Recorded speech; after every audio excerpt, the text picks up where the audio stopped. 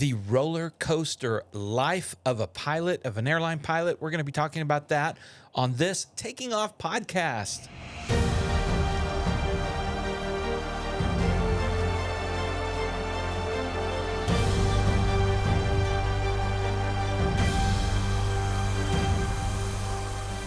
Hello and welcome to the Taking Off podcast. I'm Dan Milliken. And I'm Christy Wong. And if you're watching this on YouTube for a podcast, which I would ask why, because a podcast is to be listened to, but YouTube makes us do video. So we've got a 360 video. You can zoom around the screen at the Taking Off podcast world headquarters. World headquarters. Yeah, so we keep it nice and clean on this side, but you can scroll around over there and see the mess that is. Business up front, party in the back.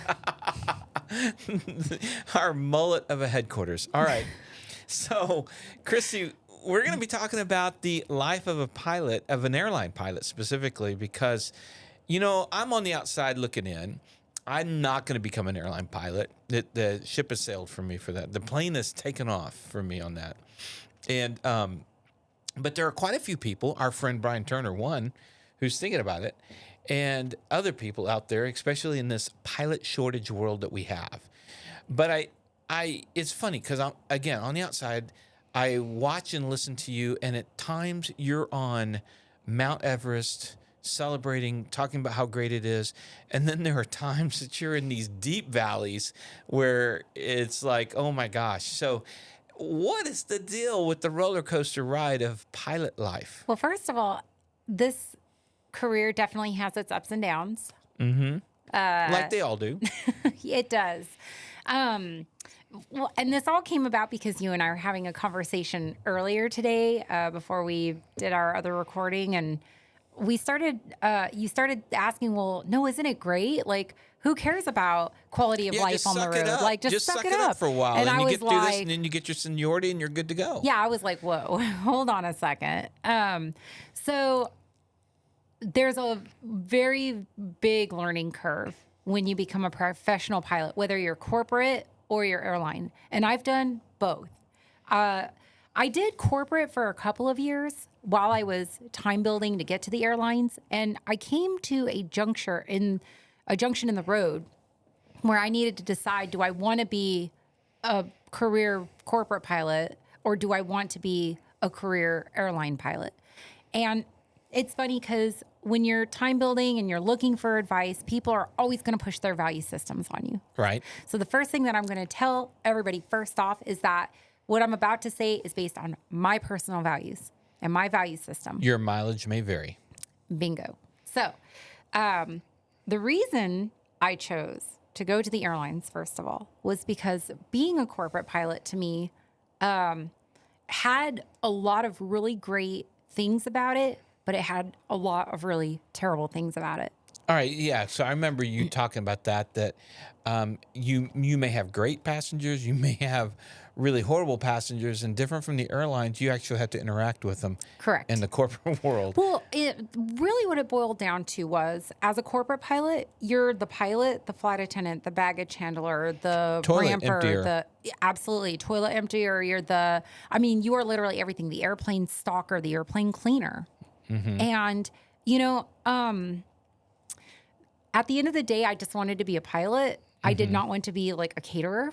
Right.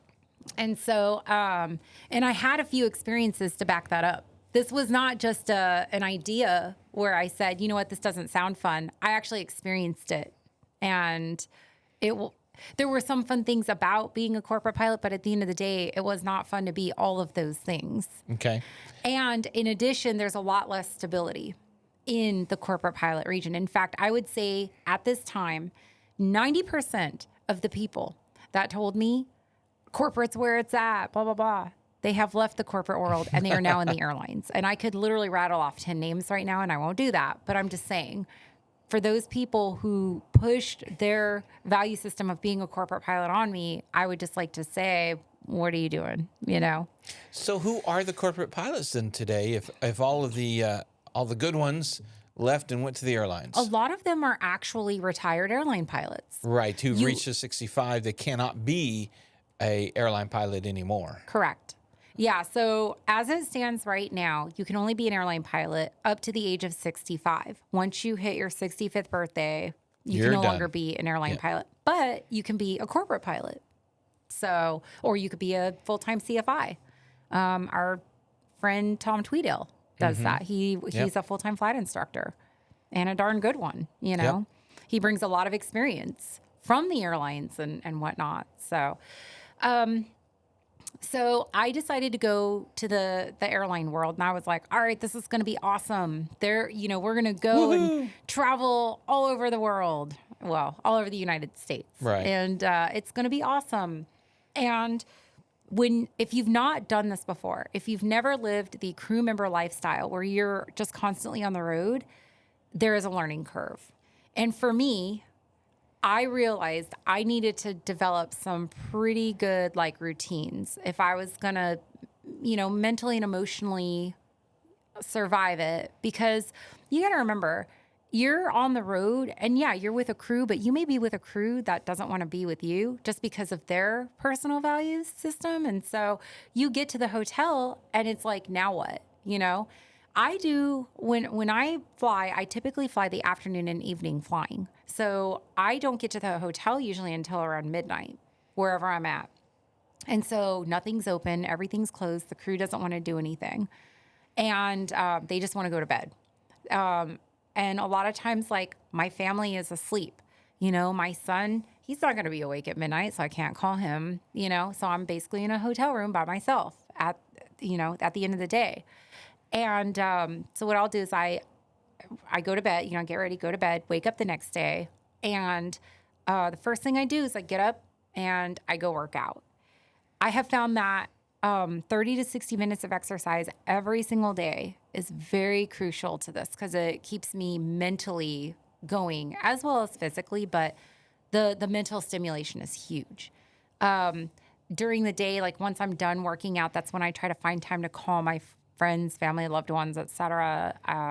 If I have enough time, I'll write scripts in my hotel room or whatnot. I don't always have time to do that, though. Sometimes I'll go work out, come back to the hotel room, and then I have to shower and start getting ready to start my day. And then it's just fly, which I love, and it's great.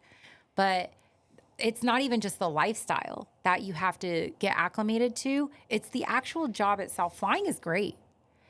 But now I'm in a position where most of the time I have to go. If the ride conditions are not great, guess what? I'm flying. It's one thing to sit in an office or, be on the ground dealing with the elements. It's another to be in a 3D space, 30 to 40,000 feet in the air, dealing with stuff. And this is where you and I got to talking this morning. Right. Well, because you're talking about, the 12-hour days and it's, this and that. And I'm like, look, when we're shooting movies and we're shooting TV shows, 12-hour days is the norm, not the exception. And it might be out in the sun of summer Texas where you're just drained, but you've got to do it anyway, or it's extreme cold, or it's in this building that we're shooting for 12 hours, and because of the sound, you have to keep the air conditioner off. You got all the hot lights and everything else. I mean, there is a lot of stuff. So I'm like, what are you complaining about? But then you enlightened me on, what a 12-hour crazy schedule does to a pilot. Yeah, it is very mentally and often emotionally fatiguing, especially look at the weather we've had in Texas lately and in the South with all the thunderstorms, right? Which is very typical of this time of year. April, May, June, we get into those spring and summer thunderstorms. Okay. We're deviating around storms, getting put in holds. Usually the ride conditions are not great, which means that there's a lot of turbulence. Imagine having to think while you're getting rattled around constantly. There's no reprieve. We can't get out of it. We have to just deal with it. You're in a space now where you have very little room for mistake. So air traffic controllers, for example, I know they have to get relieved for breaks a lot during their shifts. Okay. We don't get that. When we're up there, we're stuck, and when I say stuck, I mean, there's a lot of times where we are stuck, whether it's we're stuck in a hold. Now we might be able to divert, which we've done Kevin just did that recently, Mm-hmm. But like there's times where we're taxiing out for departure and weather pops up out of nowhere and it shuts down the airport. And now we're surrounded by other airplanes who have now shut down. We're stuck. Kevin was stuck on the airplane for 2.5 hours the other day. Waiting for takeoff. They literally had to shut down the engines. Because of weather. Because of weather. So, so there's nowhere to go. And you have no clue what time it's going to end. Nobody knows because it's up to Mother Nature when she wants to start acting right and, letting us fly out. And then once you do take off, the ride conditions aren't great. And there's just a lot of different things in there that, and I don't say this to say that, I don't like my job or anything like that. That's far from the truth. I love my job and I love the challenges that it comes with. But there are times when people will make comments like, is it, you're just a bus driver. Yeah. Who cares about your 12-hour days or whatever? And it's like, hold on a second. Let's also throw in the fact that we got delays. Our flights are now up against each other. When do we have time to even eat? We barely have time to take a minute to use the lavatory or whatever because we're, out here Well, doing the good thing about not eating is then you don't need to use the lavatory. This is true.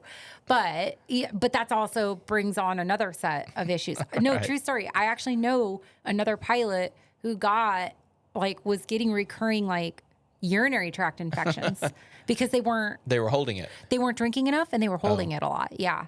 So, that's the other thing too, is that you want to make sure, everybody tells you to hydrate, but with hydration comes the need to unhydrate. Exactly. Dehydrate. And, you're just constantly walking a fine line all the time and you almost have to be in a state of perfection when you're up there all the time. But like I said, when everything is going right, when it's a clear night and the skies are smooth and you can see the falling stars from 36,000 feet in the air and everything is just so crystal clear. Oh my gosh, that is the most amazing feeling in the world. And you're just kind of looking around at all the buttons and switches and, then you land and you grease the landing and you get out and you do the walk around and you look at the tail and you're like, my God, I just landed this thing. That's when it all comes. And then you go to the resort at Grand Junction and where they put you up for the night for the crew and you can watch HBO all night and recharge your batteries. Yeah, absolutely. A lot of times that's what I'll do. I'll go to the hotel room. I'll, wind down for the next hour and I'll put on some silly show on Netflix to kind of decompress and that's that. But I just don't want to give people the false impression that everything is always like unicorns and rainbows. There's a reason why pilots are in high demand and the reason why it takes so long to train us. And by the way, the good pilots are always training in their minds. They're always learning. They're always getting better. There's never going to be a point in my career where I know everything and I'm just on autopilot because there are no two situations that are the same. Okay, this whole conversation started earlier today because you're still an FO. Still. Yeah. And you're like, why aren't you a captain yet? Well, you made the comment that you were holding off. You're trying to hold off that automatic feed to captain. I'm like, why not just take it, reset the seniority clock, and just get it done with so that you can kind of move up, get paid more, and all that kind of stuff. And I didn't understand why you would hold off on making the jump to the left seat. So it's all based on quality of life, and quality of life is determined on your seniority, and seniority is determined on your hire date with the company. So basically, your in-dock date. Not the date that you become a captain. Correct. Okay, so in terms of your bidding seniority and stuff like that, it's based on day one of in-dock. And my in-dock day, for those of you that remember, I started on March 9th of 2020. Yeah. I was the last class before COVID. Exactly. Okay, so then you say quality of life. I don't know what that means. So you've got your in-dock date. You're holding off on becoming a captain, staying in the FO because you have more seniority. But I don't understand quality of life. Okay, so let me break it down for you. Because it's a few different things. And everybody has their own value system when it comes to quality of life. For some people, their value system, they want the hours, they want to be gone. I have a friend, for example, he's single, no girlfriend, no wife, no kids. He, just lives by him, or he doesn't. And he's a pilot? He's a pilot. Oh, then he probably has 4 families in different cities. No, he doesn't actually. Okay. Yeah, no, he's one of my best friends, but he doesn't have a family that he's got to work his life around. He has less seniority than me, but he did I'm going to get to captain as fast as possible. So he's already captain. Well, he's going through captain upgrade training right now. Okay. He's going to be at the lower end of seniority. He probably, I don't know that he'll be able to hold a line yet, which means he's going to be reserve, which means that he's going to get that crew scheduling owns him, basically. Okay, so you go and sit at the airport, you wait for them to call. What's the big deal? You sit at the airport, take your iPad, watch some more Netflix? There is nothing worse to me than the instability and unknowing of what's going to happen. Right now, the last couple of months I've been on reserve, but I'm a senior FO. So they rarely call me. But they're on the days that I think they're going to call me, that's when I start getting like, where are they going to send me? Because they can send me somewhere great or they can send me somewhere not great. I have my favorite overnights and I have the overnights that I absolutely avoid, that I don't like going to because I don't like the hotel. I don't like the airport. I don't like the area, whatever it is. But I don't know what crew scheduling is like, what their need is going to be when I'm next to be called on the list. Last week, I was very fortunate because I got called to one of my favorite overnights. And so it wasn't a problem. When they called me and they were like, hey, First Officer Schaefer, we got a trip for you. I'm like, hey, what's going on? Like, what do you got for me today? And they're like, oh, we've got a Montgomery overnight. Awesome. That's one of my favorite overnights for various reasons. So not a problem at all. But if they send us to like Mexico or something, we have to be really careful about like the food and stuff we take with us. Now, going on reserve was my choice because I'm delaying so that I can build more right, and that's seniority. where the whole conversation began. Yeah. It was like, why delay? But yeah. So I'm building seniority because now if I do upgrade to captain, I know I'm going to be able to hold a line. I'm not going to have to be on reserve. I don't understand the term hold a line. Where does that come from? What does that mean? So when I bid, I bid for actual like lines. Like, okay, this week you're going here. You're going to have these days off, and then the next week you're going to go here. So a line would be a route, DFW to LaGuardia. Well, okay. Yes and no, but it's not like the same thing over and over again. It's different ones. Like every week we're going somewhere different. This next month I've got like, I'm going to be going to like here. I mean, I can tell you. Well, no, I mean, just make something up. Like Baton Rouge, for example, which I love that overnight. Or I'm going to like Canada, or I'm going to, there are some times where I want to bid to go to Mexico. Mexico in the wintertime is pretty awesome because it's warm down there. Right. And I am not a cold weather person. I'll just show you right here. So this is what a reserve line looks like. It's a lot of, so that reserve availability period there, that means that I'm open for them to send me wherever they want. And I just have to wait it out. They own you. They own you. Okay. Okay.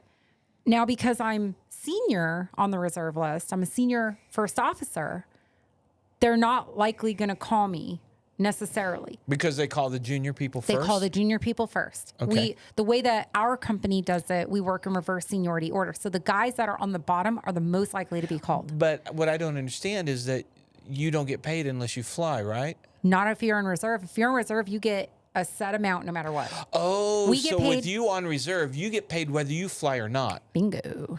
Oh. So if I get 75 hours a month as a reserve pilot, that's the minimum guarantee. Now, if I fly more than that, if I fly more than 75 hours, I'll get paid, what I actually flew.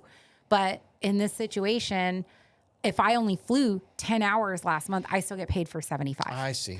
And by the way, I can still pick up overtime on my days off, which is what I've been doing. I've been picking up 1 or 2 OT days. So the days that I do fly, I'm actually getting paid overtime to do that. So this is what a reserve line looks like. That was May. Here, show that camera. Okay. For if you're on YouTube, you can scroll over and see it. Yeah, it's just But then look at that. That's my line next month. My lines. Okay. So it's much more consistent. Look, you know exactly where I'm going. Okay. So it's just a lot more laid out. So you can plan life out. You Bingo. know that you can take your son to soccer practice or whatever. Go to the dentist or whatever. Right. I still have days off, when you're on reserve, but it's different. I know now, like on my days when I'm on reserve, I can't really do anything or go anywhere. Okay, but how long?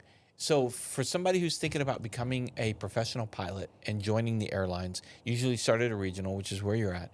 What can they expect for how long they would have to suck it up and be on reserve? Oh man,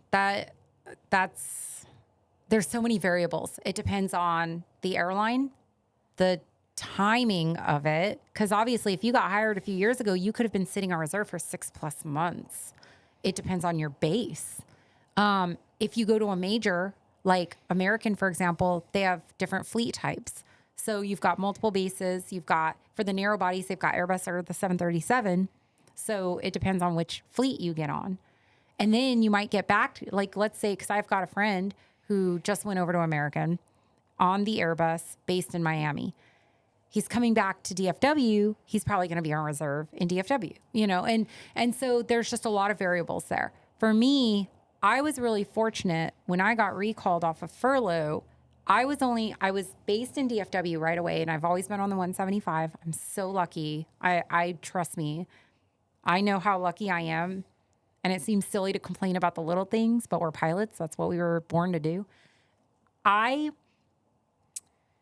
was only on reserve for, I was on reserve for 3 months. Mm-hmm. Then I got a line. Mm-hmm. But then they reduced the number of lines the following month, and I went back to reserve for that month. So I think when you tally that up, as a junior FO, I was on reserve for only 4 months. Which is still really, that's really good because I know people at Mainline American that have been on reserve. They got hired and they were on reserve for like 2 years.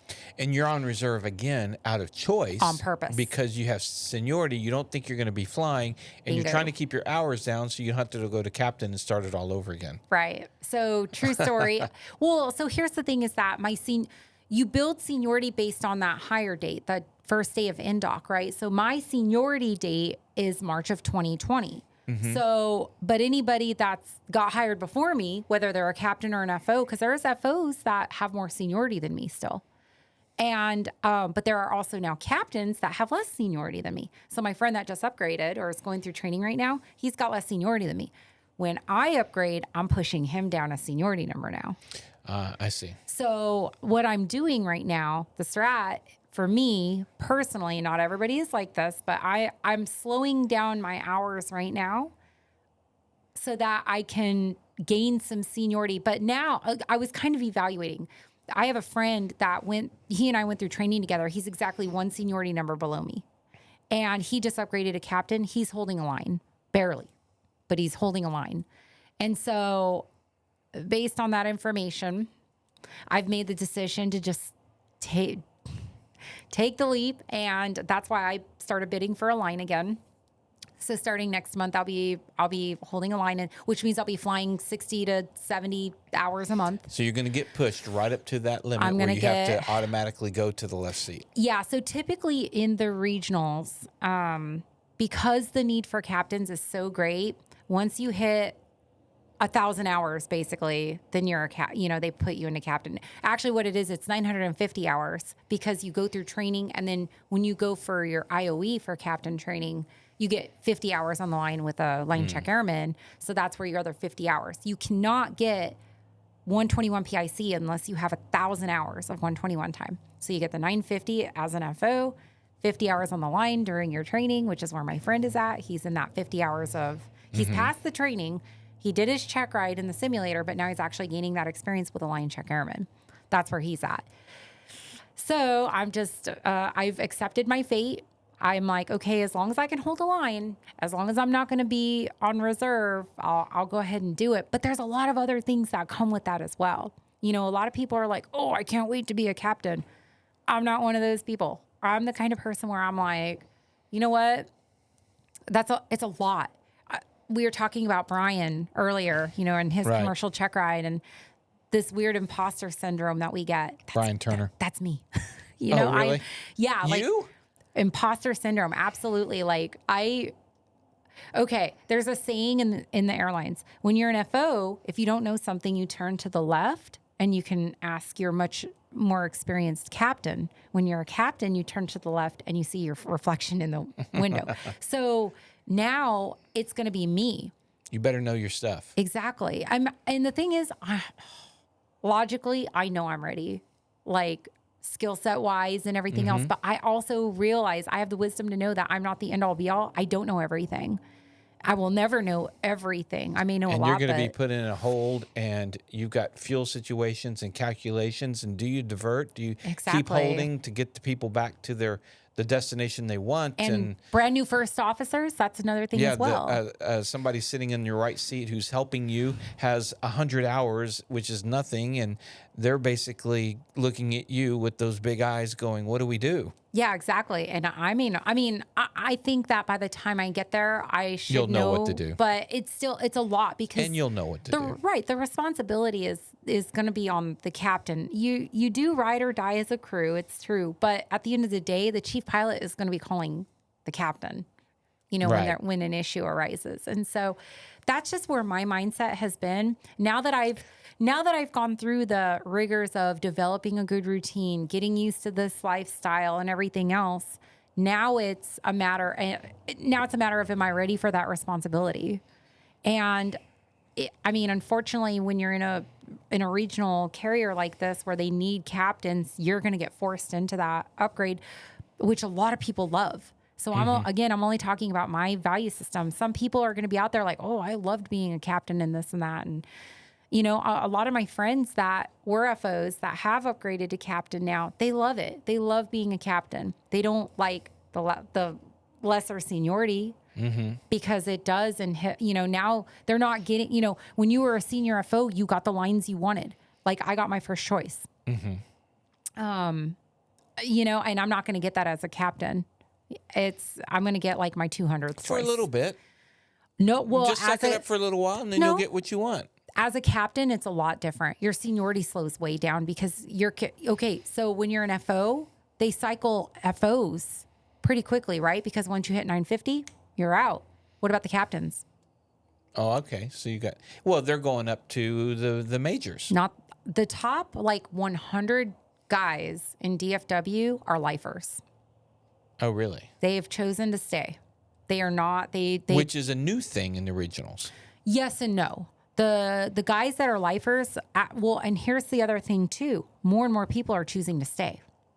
That's new. Because the regionals are paying really good now. Right. So I have spoken, I love flying with the lifers. And the reason is they give such good perspective. Like I've asked every single one of them, hey man, why did you decide to stay?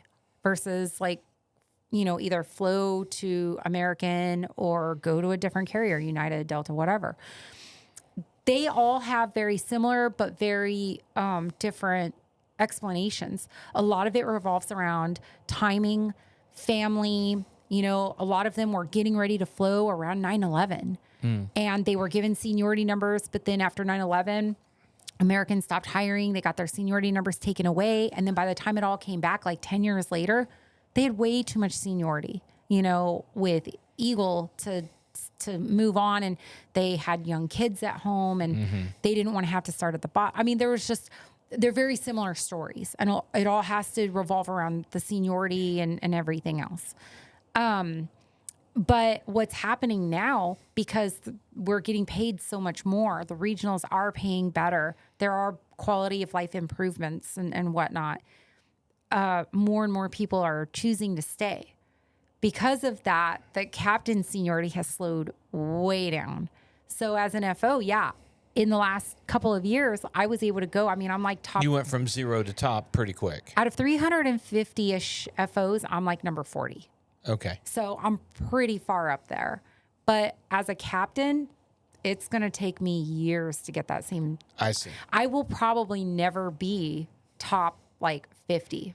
If I stayed, hypothetically, And when I retire in 25 years, I probably will not be top 50, or I might be.